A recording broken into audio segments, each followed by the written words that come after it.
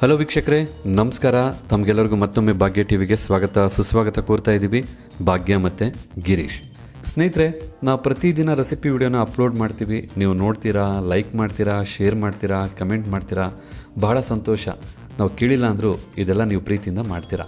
ಆದರೆ ಇವತ್ತಿನ ವಿಡಿಯೋದಲ್ಲಿ ನಾನು ಖಂಡಿತ ನಿಮಗೆ ರಿಕ್ವೆಸ್ಟ್ ಮಾಡ್ತಾ ಇದ್ದೀನಿ, ದಯವಿಟ್ಟು ಈ ವಿಡಿಯೋನ ಲೈಕ್ ಮಾಡಿ, ಹಾಗೆ ವಿಡಿಯೋನ ಕೊನೆವರೆಗೂ ನೋಡಿ. ಇದೆಲ್ಲದಕ್ಕಿಂತ ಹೆಚ್ಚಾಗಿ ಈ ವಿಡಿಯೋನ ಶೇರ್ ಮಾಡಿ ಅಂತ. ಈ ವಿಡಿಯೋನ ಶೇರ್ ಮಾಡಿ ಅಂತ ಹೇಳೋದಕ್ಕೆ ಬಹಳ ಮುಖ್ಯವಾದ ಕಾರಣ ಇದೆ. ಈ ವಿಡಿಯೋನ ನೀವು ಶೇರ್ ಮಾಡೋದ್ರಿಂದ ಬಹಳಷ್ಟು ದಿನಗಳಿಂದ ನೋವನ್ನು ಅನುಭವಿಸ್ತಾ ಇರ್ತಕ್ಕಂಥ ಎಷ್ಟೋ ಜೀವಗಳಿಗೆ ಹೊಸ ಚೈತನ್ಯ ತುಂಬತಕ್ಕಂಥ ಕೆಲಸ ಆಗುತ್ತೆ. ನೀವು ಈ ವಿಡಿಯೋನ ಶೇರ್ ಮಾಡೋದ್ರಿಂದ ಖಂಡಿತ ಅವ್ರಿಗೆ ಬಹಳ ದೊಡ್ಡ ಸಹಾಯ ಆಗುತ್ತೆ. ಯಾಕೆ ಅಂತೀರಾ? ಇವತ್ತು ಈ ಒಂದು ವಿಡಿಯೋ ಮೂಲಕ ನಾನೊಂದು ಹಣ್ಣಿನ ಬಗ್ಗೆ ತಿಳಿಸ್ಕೊಡ್ತಾ ಇದ್ದೀನಿ. ಈ ಹಣ್ಣು ಈಗಿನ ಕಾಲಕ್ಕೆ ಎಷ್ಟು ಬಹಳ ಮುಖ್ಯ ಅಂತಂದರೆ ನಿಮಗೆ ಈ ವಿಡಿಯೋ ಕೊನೆವರೆಗೂ ನೋಡಿದ್ರೆ ತಿಳಿಯುತ್ತೆ. ಹೌದು, ಇವತ್ತು ಈ ಒಂದು ವಿಡಿಯೋ ಮೂಲಕ ನಾನು ಲಕ್ಷ್ಮಣ ಫಲ ಅಂತಕ್ಕಂಥ ಈ ಹಣ್ಣಿನ ಬಗ್ಗೆ ತಿಳಿಸ್ಕೊಡ್ತಾ ಇದ್ದೀನಿ. ಹಾಗಿದ್ರೆ ಏನಿದು ಲಕ್ಷ್ಮಣ ಫಲ? ಯಾಕೆ ಲಕ್ಷ್ಮಣ ಫಲ? ಲಕ್ಷ್ಮಣ ಫಲ ಯಾರಿಗೆ? ಇದೆಲ್ಲದಕ್ಕೂ ಈ ಒಂದು ವಿಡಿಯೋ ಮೂಲಕ ಉತ್ತರ ತಿಳಿಸ್ಕೊಡ್ತೀನಿ. ಈಗಾಗಲೇ ಕೆಲವರಿಗೆ ಲಕ್ಷ್ಮಣ ಫಲ ಅಂದರೆ ಏನು ಅಂತ ಗೊತ್ತಿರ್ಬೋದು, ನೋಡಿರ್ಬೋದು. ಎಷ್ಟೋ ಜನಕ್ಕೆ ಈ ಲಕ್ಷ್ಮಣ ಫಲದ ಪರಿಚಯ ಇಲ್ಲದೆ ಇರ್ಬೋದು. ಈ ಲಕ್ಷ್ಮಣ ಫಲ ಬಹಳ ಮುಖ್ಯವಾಗಿ ಕಾರ್ಯನಿರ್ವಹಿಸೋದು ಅಂತಂದರೆ ಕ್ಯಾನ್ಸರ್ ವಿರುದ್ಧ ಹೋರಾಡುತ್ತೆ. ಕ್ಯಾನ್ಸರ್ ರೋಗಿಗಳಿಗೆ ಇದೊಂದು ಸಂಜೀವನಿ ಅಥವಾ ಅಮೃತ ಅಂತಲೇ ಹೇಳ್ಬೋದು. ಇತ್ತೀಚಿನ ದಿನಗಳಲ್ಲಿ ಸರ್ವೇ ಸಾಮಾನ್ಯವಾಗಿ ಕಂಡು ಬರ್ತಾ ಇರ್ತಕ್ಕಂಥ ಕಾಯಿಲೆ ಅಂದರೆ ಕ್ಯಾನ್ಸರ್ ಅಂತಲೇ ಹೇಳ್ಬೋದು.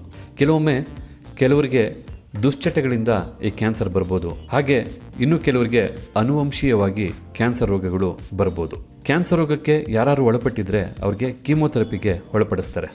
ಈ ಕೀಮೋಥೆರಪಿ ಮಾಡಿದಾಗ ಅವರ ದೇಹ ತಡ್ಕೊಳ್ತಕ್ಕಂಥ ಶಕ್ತಿ ಇರಲ್ಲ. ಈ ಕೀಮೋಥೆರಪಿಯಿಂದ ಬಹಳಷ್ಟು ದೇಹಕ್ಕೆ ಸೈಡ್ ಎಫೆಕ್ಟ್ ಆಗುತ್ತೆ ಅನ್ನೋದು ನಿಮಗೆಲ್ಲರಿಗೂ ಗೊತ್ತಿರೋ ವಿಚಾರ. ಇಂಥ ಒಂದು ಸಂದರ್ಭದಲ್ಲಿ ಈ ಒಂದು ಲಕ್ಷ್ಮಣ ಫಲ ಅಂತಕ್ಕಂಥ ಹಣ್ಣು ಒಂದು ರೀತಿ ಅಮೃತ ಅಥವಾ ಸಂಜೀವನಿ ಅಂತಲೇ ಹೇಳ್ಬೋದು ಅಂಥವ್ರ ಪಾಲಿಗೆ. ಅದರಲ್ಲಂತೂ ಕ್ಯಾನ್ಸರ್ ಅಂತ ಬಂದಾಗ ಮಹಿಳೆಯರಲ್ಲಿ ಹೆಚ್ಚಾಗಿ ಕಾಣಿಸ್ತಕ್ಕಂಥ ಸ್ಥಾನ ಕ್ಯಾನ್ಸರ್, ಕೆಲವೊಮ್ಮೆ ಅನುವಂಶೀಯವಾಗಿ ಇದು ಬರುತ್ತೆ.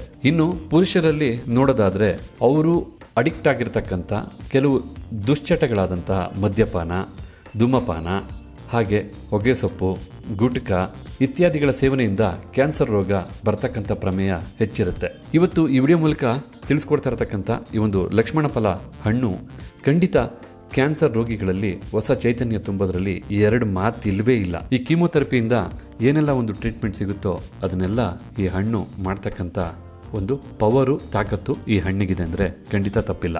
ನಾನು ಮೊದಲೇ ಹೇಳಿದಾಗೆ ಅನುವಂಶೀಯವಾಗಿ ಕ್ಯಾನ್ಸರ್ ರೋಗ ಏನಾದ್ರು ಬರೋದಾದರೆ ಖಂಡಿತ ಈ ಲಕ್ಷ್ಮಣ ಫಲ ಹಣ್ಣಿನ ಜ್ಯೂಸನ್ನು ಆಗಾಗ ಸೇವಿಸೋದ್ರಿಂದ ಆ ಒಂದು ಅನುವಂಶೀಯವಾದಂತಹ ಕ್ಯಾನ್ಸರ್ ಚೈನ್ನ ಬ್ರೇಕ್ ಮಾಡೋದಕ್ಕೆ ಇದು ಸಹಾಯ ಮಾಡುತ್ತೆ.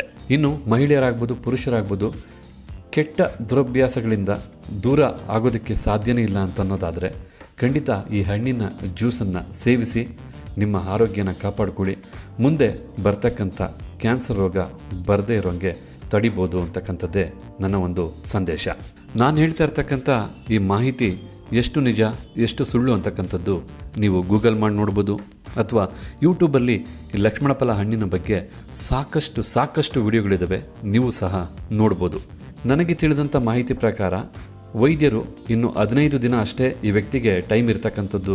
ಅಂತಕ್ಕಂಥ ಸಂದರ್ಭದಲ್ಲೂ ಈ ಹಣ್ಣಿನ ಜ್ಯೂಸನ್ನು ಸೇವಿಸಿ 6 ತಿಂಗಳಿಂದ ವರ್ಷದವರೆಗೂ ಬದುಕಿದಂಥ ಎಷ್ಟೋ ಪ್ರಮೇಯಗಳು ಕಂಡು ಬರುತ್ತಂತೆ.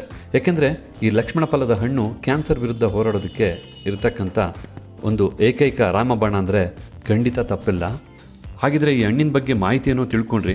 ಕೆಲವರಿಗೆ ಈ ಹಣ್ಣು ಬೇಕು ಅನಿಸುತ್ತೆ, ಅಥವಾ ಮತ್ತೊಬ್ಬರಿಗೆ ಯಾರಿಗೂ ಸಜೆಷನ್ ಮಾಡಬೇಕು ಅನಿಸುತ್ತೆ. ಹಾಗೆ ಈ ಹಣ್ಣು ಸಿಗೋದಾದರೂ ಎಲ್ಲಿ, ಹಾಗೆ ಈ ಹಣ್ಣನ್ನು ನಾವು ಯಾವ ರೀತಿ ಸೇವಿಸಬೇಕು ಅಂತಕ್ಕಂಥ ಪ್ರಶ್ನೆಗೆ ಖಂಡಿತ ಮುಂದೆ ಉತ್ತರ ತಿಳಿಸ್ತೀನಿ. ಧರ್ಮಸ್ಥಳದ ಹತ್ತಿರ ಇರತಕ್ಕಂಥ ಉಜಿರೆಯಿಂದ ಈ ಹಣ್ಣನ್ನು ನನಗೆ ಪ್ರಸಾದ್ ಅವರು ಕಳಿಸ್ಕೊಟ್ಟಿದ್ದಾರೆ. ಹಾಗೆ ಇದ್ರ ಬಗ್ಗೆ ಮಾಹಿತಿನ ತಿಳಿಸ್ಕೊಟ್ಟು ಖಂಡಿತ ಜನಕ್ಕೊಂದು ಉತ್ತಮ ಆರೋಗ್ಯ ಕೊಡಬೇಕು ಅಂತೇಳಿ ಅವರು ನಮಗೆ ರಿಕ್ವೆಸ್ಟ್ ಮಾಡಿ ಈ ಒಂದು ಹಣ್ಣಿನ ನಿಮಗೆ ಪರಿಚಯ ಮಾಡೋದಕ್ಕೂ ಸಹ ತಿಳಿಸ್ಕೊಟ್ಟಿದ್ದಾರೆ. ನಿಮಗೂ ಏನಾದ್ರು ಈ ಹಣ್ಣು ಬೇಕಂದರೆ ಈ ಸ್ಕ್ರೀನ್ ಮೇಲೆ ಬರ್ತಾ ಇರತಕ್ಕಂಥ ಅವರ ನಂಬರ್ಗೆ ಕರೆ ಮಾಡಿ ತಮಗೆ ಈ ಹಣ್ಣಿನ ಬಗ್ಗೆ ಇನ್ನೂ ಹೆಚ್ಚಿನ ಮಾಹಿತಿನೂ ಕೊಡ್ತಾರೆ. ಹಾಗೆ ನಿಮಗೇನಾದ್ರು ಹಣ್ಣು ಬೇಕಾದರೆ ನಿಮ್ಮ ಮನೆ ಬಾಗಿಲಿಗೆ ಕೊರಿಯರ್ ಮೂಲಕ ತಲುಪಿಸ್ತಾರೆ.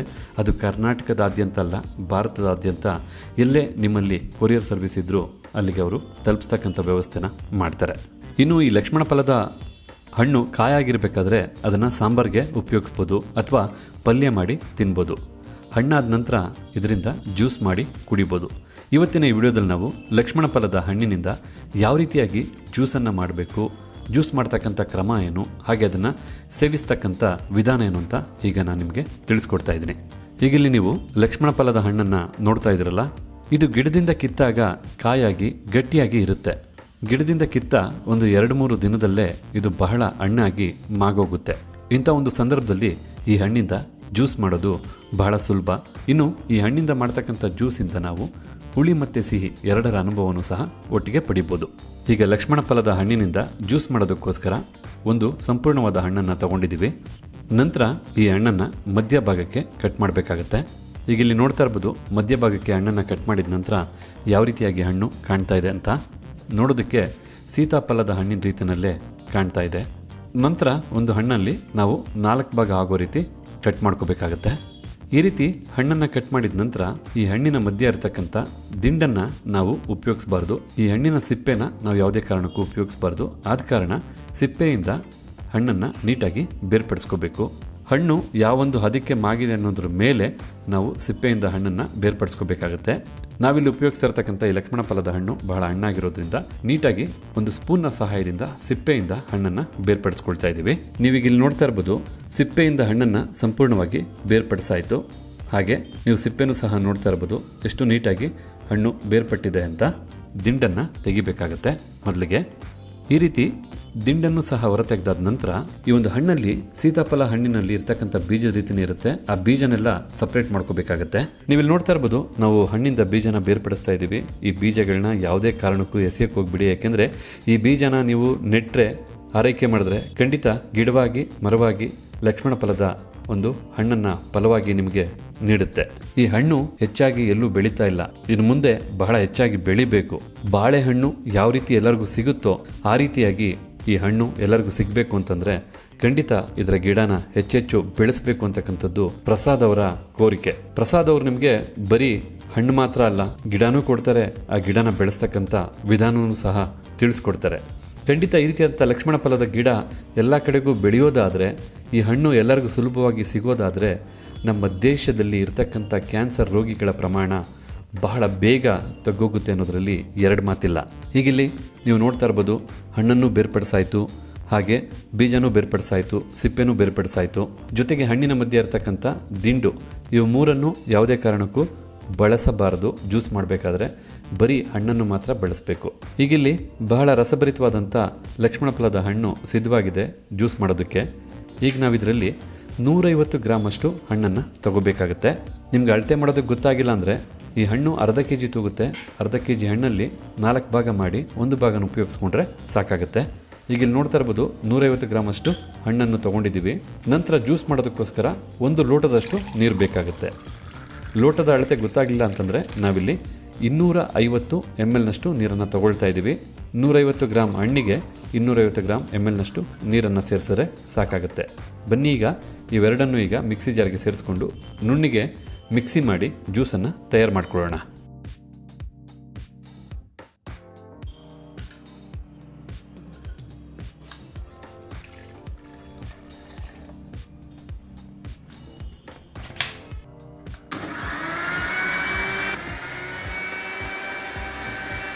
ಈಗ ಇಲ್ಲಿ ನೀವು ನೋಡ್ತಾ ಇರ್ಬೋದು, ಬಹಳ ನುಣ್ಣಿಗೆ ರುಬ್ಬಾದ ನಂತರ ಅಥವಾ ಮಿಕ್ಸಿ ಮಾಡಿದ ನಂತರ ಲಕ್ಷ್ಮಣ ಫಲದ ಹಣ್ಣಿನ ಜ್ಯೂಸ್ ಎಷ್ಟು ಸೊಗಸಾಗಿ ಸಿದ್ಧವಾಗಿದೆ ಅಂತಂದರೆ ನೋಡ್ತಾ ಇದ್ದರೆ ಕುಡಿಬೇಕು ಅನಿಸುತ್ತೆ. ಇದು ರುಚಿನಲ್ಲೂ ಬಹಳ ಸೊಗಸಾಗಿರುತ್ತೆ. ಹುಳಿ ಹುಳಿಯಾಗಿ, ಸಿಹಿ ಸಿಹಿಯಾಗಿ ಕುಡಿಯೋದಕ್ಕೆ ಬಹಳ ಇಷ್ಟ ಆಗುತ್ತೆ.